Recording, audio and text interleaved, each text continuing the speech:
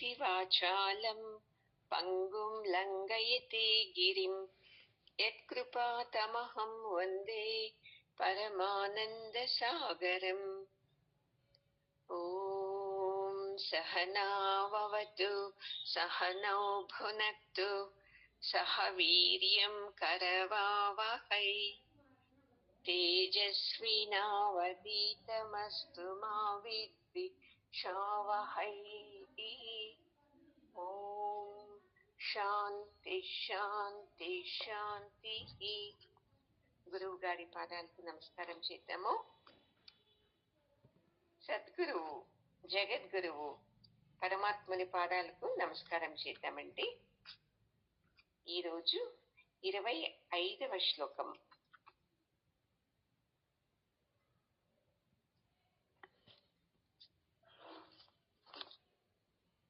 భీష్మద్రోణ ప్రముఖతః సర్వేషాం చ మహీక్షితాం ఉవాచ పార్థ పశ్యేతాన్ సమవేతాన్ కురునితి. భీష్మ మరియు ద్రోణుల ముందు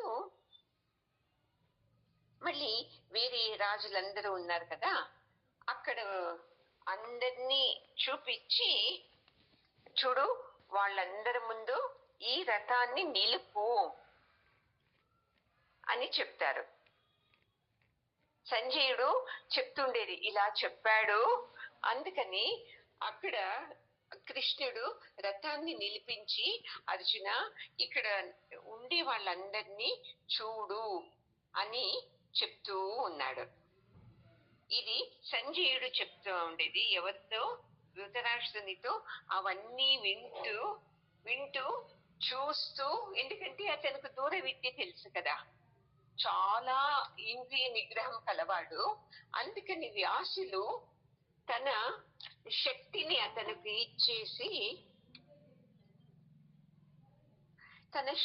అతనికి ఇచ్చి ఆ యుద్ధాన్నంతా కళ్ళ ముందే చూసినట్టు చూస్తూ, ఇక్కడ రాజధానిలోనే తనకు చెప్తున్నాడు, చూడు మహారాజా ఇలా చెప్పాడు కృష్ణునుడు, చూడు అందరినీ చూడు అని చెప్పాడు అని ఇలా వర్ణిస్తూ చెప్తూ ఉన్నాడండి. చూడండి ఈ శ్లోకంలో ఏం అర్థమవుతుంది అంటే, ఎంతమంది శిష్యులు కదా వ్యాసులకు, ఎందుకు సంజయ్కి ఇచ్చాడు ఆ విద్యని? తను ఎక్కడ ఉంటాడో అక్కడ కూర్చొని వేరే ఎక్కడ ఏం జరుగుతుందో అవన్నీను చూడొచ్చు. అలాంటి విద్యని శక్తినిచ్చాడంటే సంజయుడు ఎంత శరణాగతి అయింటాడు తన గురువుకు కదండి. మనము ఇది గమనించము. వాళ్ళు ఆ శిష్యునితోనే బాగా మాట్లాడతారు, మాతో బాగా మాట్లాడరు అని మనము అసూయతో యోచిస్తాము. అవును, ఆ శిష్యునితో బాగా మాట్లాడతారు, నాతో ఎందుకు బాగా మాట్లాడను అని ఎప్పుడన్నా మనము ప్రశ్నించుకుంటామా? అసూయ తప్ప ఏమీ ఉండదు మనకు. అక్కడ సంజయునికి అసూయ తప్ప అన్నీ ఉంది. చూడండి, తన గురువుకి ఎలా శరణాగతి కావాలి, ఎలా భక్తితో కొలవాలి, గురువులోనే పరమాత్మని చూడాలి, గురువు చెప్పిన మాటే వేదవాక్యము, గురువు ఏమి దండించినా అది నా మంచికే, ఈ సద్గుణాలు చూస్తారు, ఇంకొకరిని ఇంకొకలాగా చూస్తారు అని ఇలా యోచిస్తాం. మనకు అది తప్పు. చూడండి, ఎప్పుడైతే మనము గురువులకు శరణాగతి అయ్యామో, పరమాత్మనికి శరణాగతి అవుతామో, అప్పుడే చూడండి వాళ్ళు మనల్ని బాగా చూసుకునేది. గురువుకు శరణాగతి అయితే జ్ఞానాన్ని సంపూర్ణంగా తాను తెలుసుకున్న జ్ఞానాన్ని మనకు దారబోస్తారు. పరమాత్మనికి శరణాగతి అయితే మన యోగక్షేమాలన్నీ తనే చూస్తాడు. అలా తన గురువుని గెలిచిన వాడు సంజయుడు. అందుకే అతను రాజధానిలో కూర్చొని ధృతరాష్ట్రునికి అన్ని చెప్తూ ఉన్నాడు. ఇప్పుడు 26వ శ్లోకము.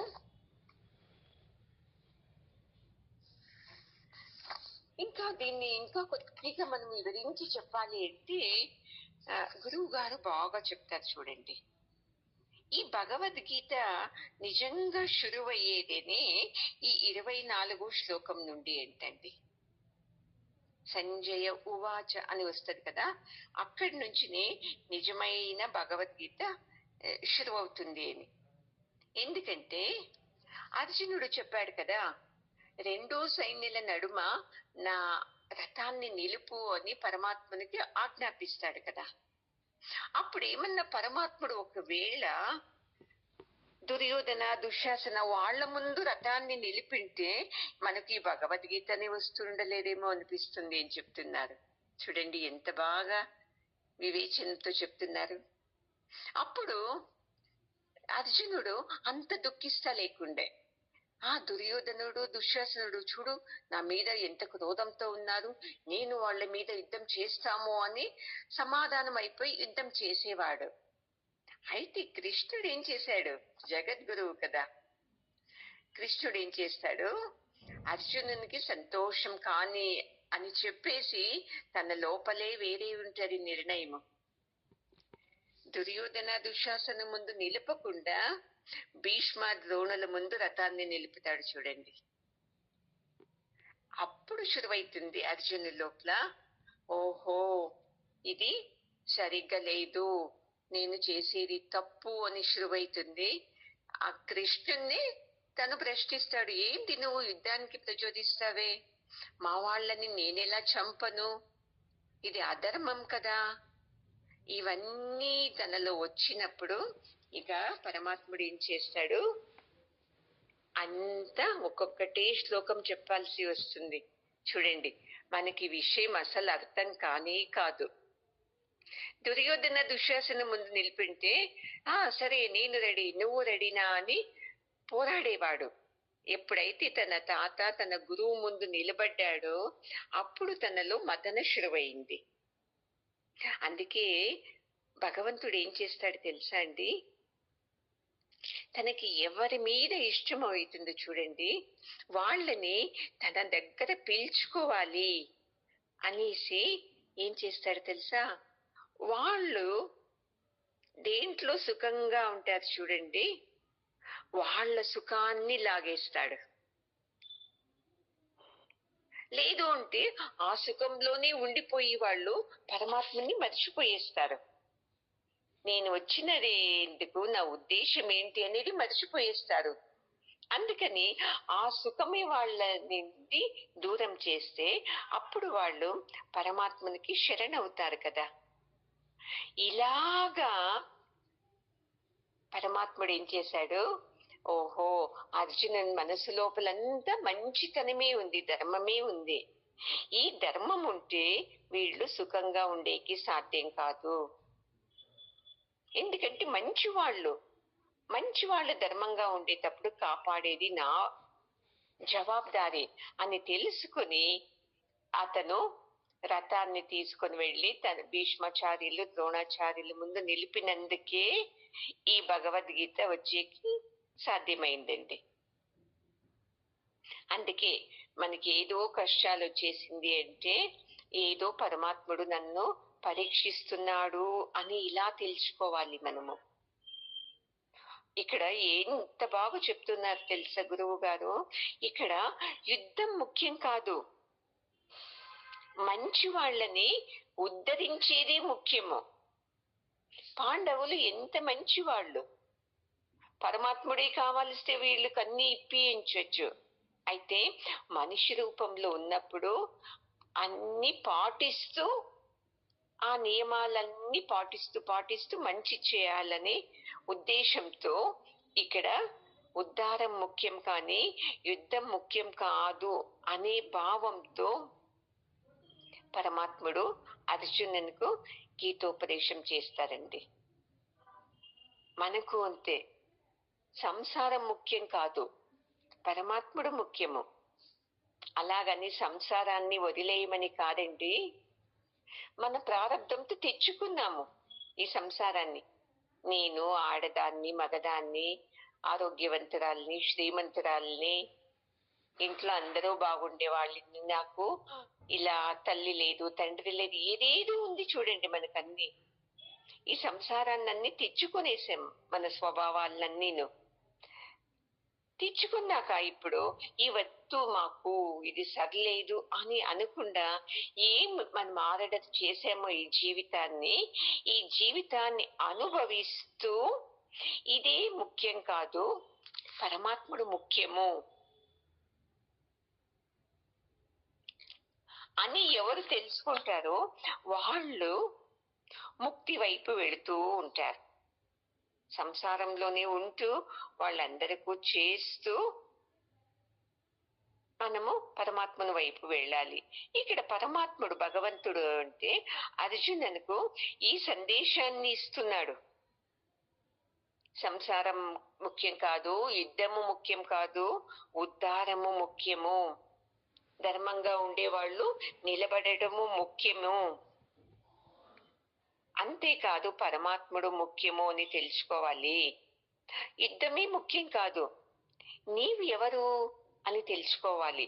మా తాత అంటేనే మా తాత ఎవరు, మా గురువు గారు ఎవరు, ఇలా తెలుసుకొని ఈ వ్యామోహం నుండి బయటికి రమ్మని ఒక సంజ్ఞ చేస్తున్నాడు పరమాత్ముడు. ఇలా అర్థం చేసుకోవాలి అని. మనకు పరమాత్ముడు అంటే ఏమీని అర్థమే కాదు.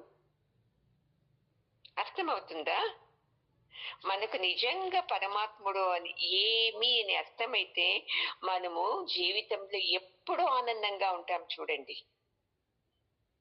ఇప్పుడు ఎలా ఉన్నాము, సత్సంగం వినేటప్పుడు ఆనందంగా ఉన్నాము, సత్సంగం అయిన వెంటనే మళ్ళీ మనసు లోపల అది సరిలేదు, ఇది సరిలేదు, నేనే సరిగ్గా ఉండేదాన్ని, నా కర్మ ఏంటి, సంసారము, ఎన్ని తిడతాం కదండి. పరమాత్మని అర్థం చేసుకుంటే మనల్ని మనము తిట్టుకొనేకి కాదు. చూడండి, ఎందుకు తెలుసా, నేను ఏది చేశానో అదే అనుభవించేది నేను. ఈ జన్మలో మేమంతా చాలా మంచి వాళ్ళమండి, ఈ జన్మలో సరి ఏంటి, ఎన్ని జన్మలు ఎత్తాం కదా మనము. ఆ జన్మలో నేను ఎవరికో తెలుసో తెలియకో అపకారం చేశాను కదా, మరి దాన్ని అనుభవించాలి కదా. దాని ఫలమే ఇప్పుడు మనకున్న దుఃఖాలండి. బాగా తెలుసుకోవాలి. వాళ్ళ నుండి దుఃఖము, వీళ్ళ నుండి, వీళ్ళ నిమిత్తం మాత్రమే, కానీ నేను చేసిన ప్రారంధం, ఆ కర్మ నుండినే ఈ దుఃఖము అని ఎవరు తెలుసుకుంటారో వాళ్లకు దుఃఖం కాదండి, పరమాత్మను పైన కోపం కూడా రాదు. అందుకే పరమాత్ముడు చెప్తుండేది, నన్ను బాగా అర్థం చేసుకో చాలు అర్జున అని. పరమాత్మకు అర్జునుని మీద చాలా ప్రేమ, ఈ జ్ఞానాన్ని తనకు ఇవ్వాలి. ఎందుకంటే అంత ధర్మంలో నడుస్తూ ఉండేవాళ్ళు పాండవులు, వాళ్ళకి కదా ఈ జ్ఞానం ఇవ్వాల్సింది అని. అందుకనే తనేం చేస్తాడు, అర్జునుడు చెప్పాడు కదా, నా రథాన్ని 2 సైన్యుల నడుమ నిలుపు అని అన్న వెంటనే తను భీష్మ ద్రోణుల ముందు రథాన్ని నిలిపేస్తాడు. మనకు అంతే కదండి, సరిగ్గా ఏమి అర్థం కాకున్నప్పుడు నేనేం తప్పు చేశాను ఇదే ప్రశ్నిస్తాం మనము. అర్థమే కాదు, నేను ఇప్పుడు చేయలేదు, ఎప్పుడో చేసింటాను, దాని ఫలమే ఇప్పుడు నాకున్న దుఃఖాలు. ఏదన్నా సరిపోవచ్చు, మీ ఇల్లు సరిలేదా, మీ అత్త సరిలేదా, మీ భార్య సరిలేదా, బిడ్డలు సరిలేదా, సమస్యలుందా, అనారోగ్యమా, ఇవన్నీను మనం చేసుకున్నవే. అయితే ఎప్పుడైతే ఈ సత్సంగం వస్తుందో ఇప్పుడు ఈ శాపాలన్నీ వరంగా పరిణమిస్తావండి. అవునవును, అప్పుడు అలా చేసేందుకే నాకు ఇలాంటి జీవితం వచ్చింది, ఇప్పుడు ఈ సత్సంగం వింటూ నేను మంచి జీవితం నడిపిస్తాను అన్నప్పుడు మనకు ఇది వరంగా పరిణమిస్తుంది. ఇప్పుడు చూడండి, స్వీట్ తినేది చాలా బాగుంటుంది, మధురంగా ఉంటుంది. కదా. అయితే షుగర్ ఉన్న వాళ్ళు తింటే అది వాళ్లకు ఏమవుతుంది, రోగంగా పరివర్తిస్తుంది. అలాగే మనకు అంతే, ఈ సంసారంలోని సుఖము, ఆ కళ్ళు చూసిందే ఆహా అది కావాలి అనే సుఖము, మనసుకు అది కావాలి ఇది కావాలి అనేది, చెవుకు అది వినాలి ఇది వినాలి, ఇవన్నీ వస్తాయి కదా. ఇవి ఎప్పటికీ మన లోపల దుఃఖాన్ని ఇస్తారండి. చూసేదానికి సుఖంగానే ఉంటది, అయితే వివరంగా చూస్తే దాంట్లో దుఃఖమే చాలా ఉంటది. చూడండి ఎగ్జాంపుల్, ఎదురింటి ఆమె ఆ నెక్లెస్ వేసుకుంది, నాకు కావాలి అని చాలా ఇష్టం అవుతుంది. ఏమో ఇంట్లో పోరుపడి కొట్లాడి ఏదో తెప్పించుకుంటారు, తక్షణానికి సుఖం అవుతుంది. తర్వాత మీ ఆయన దాని అప్పు తీర్పించాలంటే నిన్ను తిడుతూ తిడుతూ ఇది అవసరమా నీకు అన్నప్పుడు మీకు ఆ సుఖం ఉంటారా అండి? మరి అనుకున్నారు కదా నెక్లెస్ ఉంటే సుఖము అని, ఎక్కడ పోయింది అది? ఇలాంటి అజ్ఞానం నుండి మనం బయటకు రావచ్చు ఈ భగవద్గీత వింటే. అక్కడ అర్జునుడు అంతే, పరమాత్మను మాటలు విన్నాడంటే అతని వ్యామోహం వెళుతుంది. అతనుకు తన వాళ్ళని చంపాలి కదా అనే వ్యామోహము, మనకు మన పిల్లలు, నా సంసారము, నాది నాది, నా వస్తువులు, నా విషయాలు అని మనకు ఇక్కడ వ్యామోహం ఉంది. అందుకే ఈ రాగద్వేషాల్ని తీయడానికి పరమాత్ముడు ఏం చేస్తాడు, భీష్మ ద్రోణుల ముందేనే రథాన్ని నిలిపిస్తాడండి. తనకు తెలుసు దుర్యోధన కోసం యుద్ధం చేసేకొచ్చారంటే ధర్మంలో ఉండే వాళ్ళు ఎవరు రారు, వస్తారా అండి? ఈ కాలంలో వస్తారులేండి, ఎవడు చెడ్డవాడో వానికి సపోర్ట్ గా ఉంటారు, కానీ మంచి వాళ్ళకి ఎవరు సపోర్ట్ గా ఉండరు. మనకెందుకు లేబ్బా అని వదిలేస్తారు. ఇక్కడ కృష్ణునికి ఇది బాగా తెలిసింది. దుర్యోధనన్ పక్క 11 అక్షోణి సైన్యము అధర్మం పక్కల్లోనే, పాండవులు ధర్మవంతులు, వీళ్ళ పక్క 7 అక్షోహిణి సైన్యమే ఉండేది. అయినాను తెలిసింది అధర్మానికి అందరూ ప్రాముఖ్యత ఇస్తూ, ఏ దుర్యోధన నేను నీ పక్క, నేను నీ వైపు అని వస్తున్నారు, వీళ్ళకి ఎవరికి ధర్మం తెలీదు అని పరమాత్మనికి అర్థమైపోయిందండి. చూడండి, భీష్మాచార్యులు ఉన్నారు, ద్రోణాచార్యులు ఉన్నారు, కృపాచార్యులు ఉన్నారు, శల్య, శకుని అందరూ ఉన్నారు. చూడు చూడు అర్జున అని బాగా చూపిస్తున్నాడు. అర్జునునికి తెలీదు కదా, ఓ వీళ్ళందరూ వస్తారా అని. అలా అన్నప్పుడు అర్జునునికి ఇంకా ఒక రకంగా మనసులో బాధ కలుగని అని పరమాత్మని ఉద్దేశము. అలా చెప్పిన వెంటనే అర్జునునికి పరమాత్మని మీద ఇలా చూస్తాడు, ఏంటి ఇలా నిలిపేవు నువ్వు, ఏం వీళ్ళందరూ నా మీద యుద్ధానికి వచ్చాడా అని. అప్పుడు బాగా కళ్ళ ఆర్పబెట్టి దీర్ఘంగా చూస్తాడు, ఎవరున్నారు నా ముందు అని. 26వ శ్లోకం అండి. తత్ర పశ్యత్ స్థితాన్ పార్థః పితॄనత పితామహాన్ ఆచార్యాన్ మాతులాన్ భ్రాతॄన్ పుత్రాన్ పౌత్రాన్ సఖీన్స్తథా.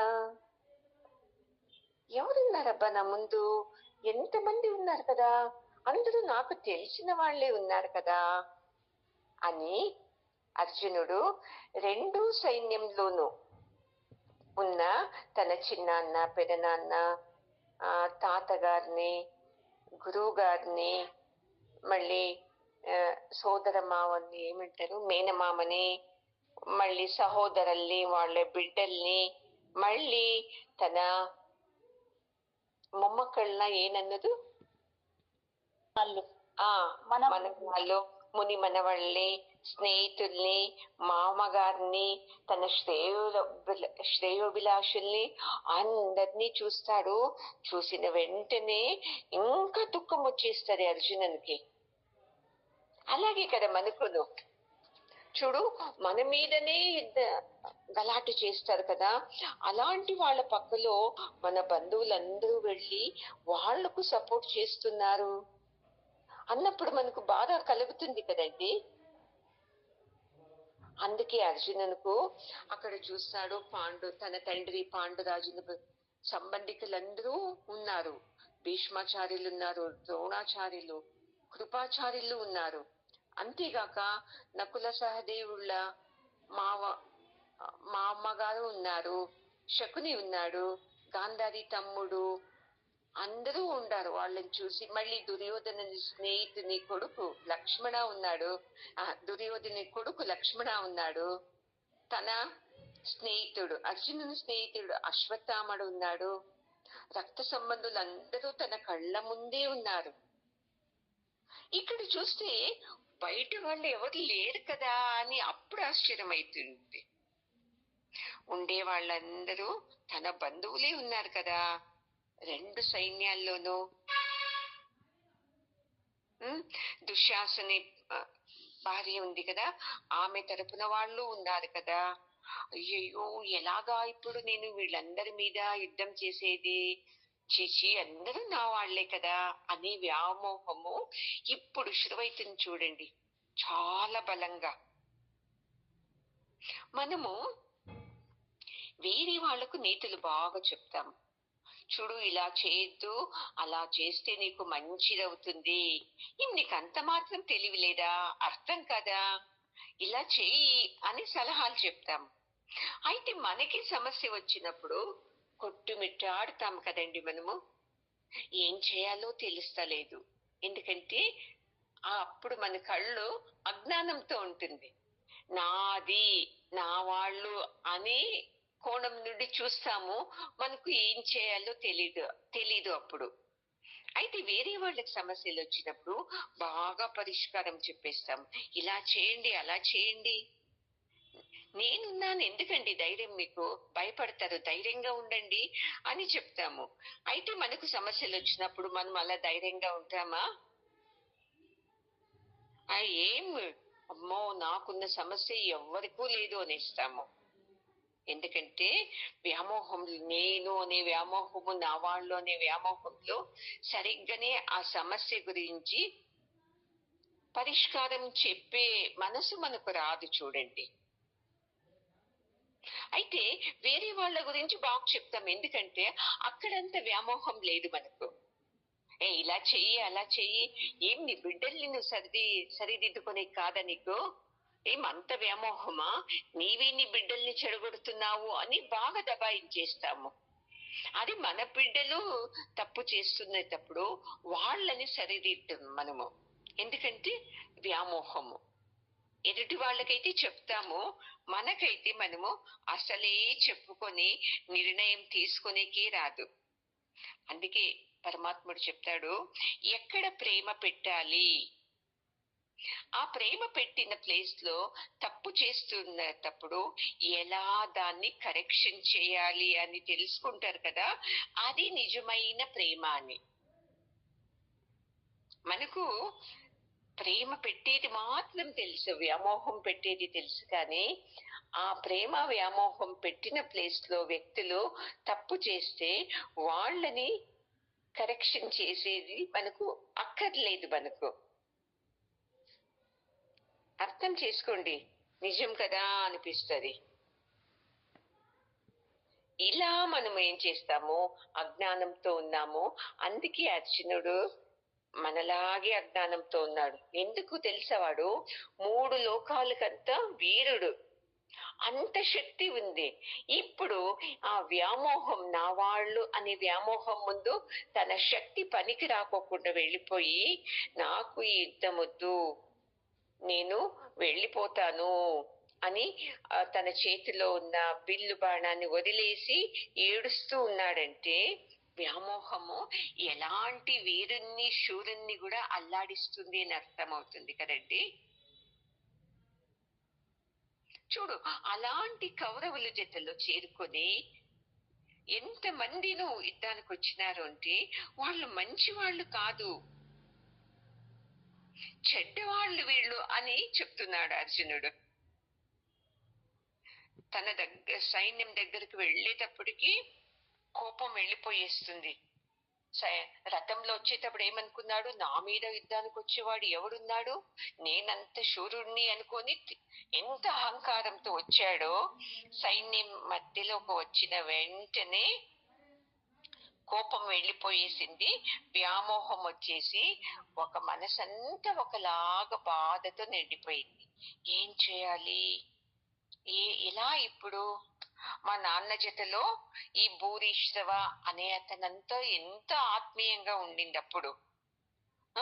భీష్ముడు, ద్రోణులు, మళ్ళీ సోమదత్త అనే పితామహులు, వాళ్ళంతా అప్పుడు ఎంత బాగా ఉండింది. ఇప్పుడు నా మీద యుద్ధానికి వచ్చినారే, వాళ్ళ మీద నేను ఎలా చేసేది అని అతనుకు వ్యామోహంతో దుఃఖం శురువైంది. అక్కడ యుద్ధ రంగంలో అర్జునునికి వ్యామోహం అయితే మనకు మన సంసారాల్లో వ్యామోహాలు. భర్తకు తెలియకోకుండా పిల్లలకు బాగా డబ్బులు ఇచ్చి చెడిపోయేది, భార్యకు తెలియకోకుండా భర్త ఇంట్లో వాళ్లకు పిల్లలకు డబ్బులు ఇచ్చి చెడిపోయేది. వ్యామోహం, నా బిడ్డలు నా బిడ్డలు అని. సంసారంలో మనము చాలా వ్యామోహంలో ఉన్నాము. మా అత్త చాలా చెడ్డది, మా అమ్మ చాలా మంచిది, నా కోడలు చెడ్డది, నా కూతురు మంచిది. ఎక్కడ చూడండి, అక్కడే కాదు విరోధ పక్షాలు ఉండేది, మన మనసులోనూ ఉంది చూడండి ఈ వ్యామోహము, ఇలా విరోధ పక్షాలు. అందుకే మనం ఆనందంగా లేమండి.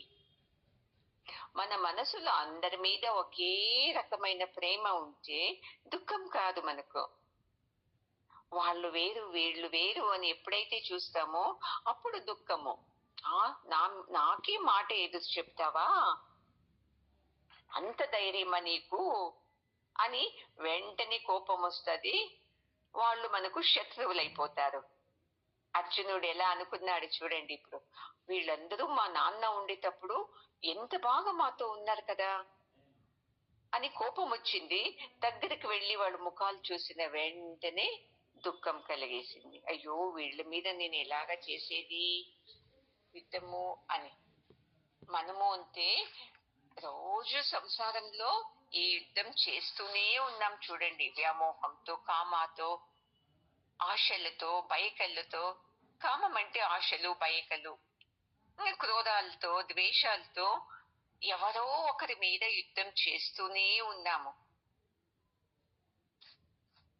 27వ శ్లోకం అండి. శ్వశురాన్ సుహృదశ్చైవ సేనయోరుభయోరపి తాన్ సమీక్ష్య స కౌంతేయః సర్వాన్ బంధూనవస్థితాన్. కుంతి కొడుకు అర్జునునికి అందరూ బంధువులంతా చూసిన వెంటనే చాలా భయం, ప్రేమ అవుతుంది. నా మీదకే వచ్చారే అని ఒక రకంగా సంకటం అవుతుంది, ఎలా వీళ్ళని చంపేది అని భయమయ్యి చాలా పరవశుడైపోతాడండి.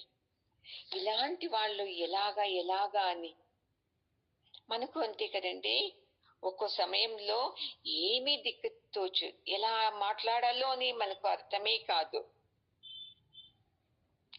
ఈ సైన్యంలో అంతా పాపనిచ్చిన వాళ్ళు ఉన్నారు, వాళ్ళ బంధువులు ఉన్నారు, కులగురు ఉన్నారు. పోనీ దుర్యోధనునికి బుద్ధి లేదు, వీళ్ళందరికీ బుద్ధి లేదా అని తిట్టుకుంటున్నాడు అర్జునుడు అని సంజయుడు చెప్తున్నాడండి. చూడు రాజా, ఇలా తను బాధపడుతున్నాడు. దుర్యోధను పక్క వచ్చారు, పోనీ ఇతనికేమో బుద్ధి లేదనుకుంటే ఇతనుకు సపోర్ట్ చేసేకి వచ్చారు కదా, వీళ్ళకి ఎందుకు బుద్ధి లేదే అని తను లోపలే అనుకుంటున్నాడు.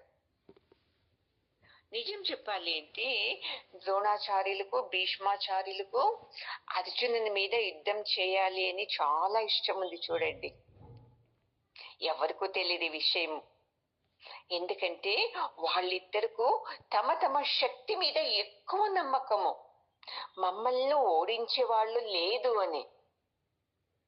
అలాంటిది తమకన్నా ఎక్కువ ప్రఖ్యాతి పొందాడు కదా తమ శిష్యుడు అర్జునుడు, నా మనవడు అని భీష్మాచార్యులకు. ఇతని మీద మేము యుద్ధం చేయాలి. చూస్తారా లోపల ఎలా ఉంది? సైన్యం మీద యుద్ధానికన్నా అర్జుని మీద యుద్ధం చేయాలి. ఎందుకంటే అర్జున్ని అందరూ ఈ 3 లోకాలకు నిజమైన మగధీరుడు అని పొగుడుతున్నారు కదా. ఎప్పుడు అంతే కదండి. గురువు గారి కన్నా శిష్యుల్ని పొగిడితే గురువు గారికి ఏమవుతుంది? ఏదో మనసులో ఏదో ఒక భావన వచ్చేస్తుంది. నేను విద్య నేర్పించానే, అలాంటిది నన్ను మించిన వాడైపోయాడే నా శిష్యుడు, అందరూ అతన్ని పొగుడుతున్నారు కదా అని అసూయ వచ్చేస్తుంది ఎక్కడో ఒక మూలలో. మనకు అంతే కదా. ఎవరైనా బాగా మాట్లాడతారు అంటే నేను అలాగా మాట్లాడుకోవాలా అనిపిస్తుంది. అయితే నాకు రాదే మాట్లాడేది అనుకుంటామా లేదా మనము? మళ్ళీ కొంతమంది ఎంత మంచి మంచి పనులు చేస్తూ ఉంటారు, నాకు చేయడానికి కాదు అలాంటి మంచి పనులు. అప్పుడు వాళ్ళని చూస్తే మనకు అసూయ కలుగుతుంది కదా. చూడు, నేను కూడా అలా చేయాలి అనుకుంటాను, అయితే నాతో కానే కాదు కదా. వాళ్ళు ఎలా చేస్తారు, ఎంత బాగా మేనేజ్ చేస్తారు కదా అని ఒక మూలలో అసూయ వస్తుంది. ఇది సామాన్యంగా ఉండే అందరిలో ఉండే గుణమే ఇది అని చెప్తున్నారండి. ఒక తూరి భీష్ముని జతలో భూలోకంలో యుద్ధం చేయడానికి ఎవరూ లేకున్నప్పుడు గురువైన పరశురాముడు తానే యుద్ధం చేస్తారు. ఇద్దరు బాగా సమానంగా బాగా యుద్ధం చేస్తారండి. చేశాక ఎవరు ఓడరు గెలవరంట, అంత సమంగా యుద్ధం చేస్తారంట. లాస్ట్ కు పరశురాముడు అంటాడంట, ఆహా చాలా సంతోషిస్తున్నాను, నీలాంటి శిష్యుని పొందినందుకు అని సంతోషిస్తాడంట. చూడండి ఎలాంటి మహాన్ గురు. అందుకే ఎప్పుడు అంతే శిష్యునికి ఇంప్రూవ్మెంట్, శిష్యుని ఫేమస్ చూసి నిజంగా ఎక్కువ సంతోషించేవాడు వాళ్ళే నిజమైన గురువు అంటే. చూడండి, ఎందుకంటే తన బిడ్డని కదా శిష్యుడు, తన జ్ఞానంతోనే, తనిచ్చిన జ్ఞానంతోనే పైకి వచ్చాడంటే తన బిడ్డనే కదా. ఇప్పుడు తల్లికి 10 మంది బిడ్డలున్నాను, వీడొద్దు వాడు కావాలి అని ఉంటుందా? 10 మందిని సమానంగా ప్రేమిస్తుంది. ఎందుకు? తన రక్తము అని. ఇక్కడ గురువుకు తన జ్ఞానమే కదా నా శిష్యుల్లో ఉండేది, తన జ్ఞానం నుండినే కదా తను అంత పెద్దవాడయ్యాడు. అంటే ఎవరికి పేరు? గురువుకి కదా అని తను నిజమైన గురువు తెలుసుకుంటాడంటే. చూడండి, అందుకే అలాంటి గురువు దొరకాలంటే చాలా ప్రేమ. అయ్యో ప్రేమ కాదండి, తపస్సు చేసిండల్లా. చూడండి, అందుకే ఇక్కడ పరశురామునికి తన శిష్యుని మీద అంత ప్రేమ వస్తుందంట. ఎప్పుడు అంతే గురువు శిష్యులు నేర్చుకునేటప్పుడు, శిష్యుడు నేర్చుకొని ఇంకా వేరే వాళ్లకు బోధన చేసేటప్పుడు అక్కడ గురువు శిష్యు అని భేదమే వెళ్ళిపోతుందంట. ఇద్దరును గురువులే అయిపోతారంట, ఇద్దరు శిష్యులే అయిపోతారంట. చూడండి, ఇద్దరు సమానమైపోతారు. పాఠం చెప్పేటప్పుడు గురువు పెద్దవాడు, శిష్యుడు కింద కూర్చొని అంతే. విన్న తర్వాత తను ఇంకొకరికి బోధించేటప్పుడు ఇద్దరు గురువే, ఇద్దరు శిష్యులే అంట. ఇలా తెలుసుకున్నామంటే ఎంత ఆనందం అవుతుంది కదా. ఆ ఆనందము అక్కడ తనకు పరశురామునికి అయిందంటే. చూడండి, ఇదే నిజమైన ఆధ్యాత్మ విద్య. చూడండి, ఈ జ్ఞానం తీసుకోవాలి, ఆ తీసుకున్న జ్ఞానాన్ని ఇంకొకరికి పంచుతూ వెళ్ళాలి. విద్య ఒకటి పంచేది కాదు, ఏమి నేర్చుకున్నామో దాన్ని మన జీవితంలోకి అడాప్ట్ చేసుకోవాలి. తీసుకొని అలాగే జీవిస్తూ, తాను ఎలా జీవిస్తున్నానో అలాగే విద్యని పంచాలి. అది నిజమైన గురువు. చూడండి, ఊరికే పేరు రావడాని కోసం ఊరికే ఇలా క్లాసులు చేసేది కాదండి ఆధ్యాత్మ విద్య అంటే. గురువు నుండి తాను ఏం నేర్చుకున్నానో, ఆ నేర్చుకున్న దాన్ని నా మీద ప్రయోగిస్తూ, నేను అలాగే తయారయ్యి ఇంకొకరికి పాఠం చెప్పాలి. అది నిజమైన గురువి లక్షణం చూడండి. అలాగే ఇక్కడ పరశురాముడు చాలా సంతోషిస్తూ వెరీ గుడ్ అని చెప్పాడని చెప్తున్నారండి. సరేనా? ఓం పూర్ణమద పూర్ణమిదం పూర్ణాత్ పూర్ణముదచ్యతే పూర్ణస్య పూర్ణమాదాయ పూర్ణమేవావశిష్యతే. ఓం శాంతి శాంతి శాంతి. హరి ఓం. శ్రీ గురుభ్యో నమః. హరి ఓం. గురువు గారి పాదాలకు, భగవంతుడు కృష్ణుని పాదాలకు నమస్కారం చేద్దామండి.